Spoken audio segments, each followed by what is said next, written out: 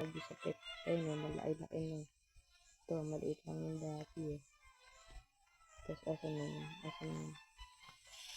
Ito, itong Barbie na to. Medyo malaki na. Yan.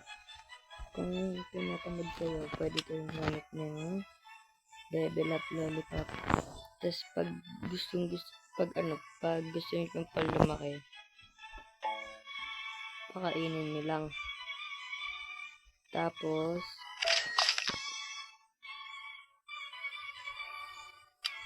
tapos kung gusto nyo pang lumaki, pag level 15 na or pataas, ilagay nyo siya sa mutation machine. Tapos, paldo kayo ng pag naging mega.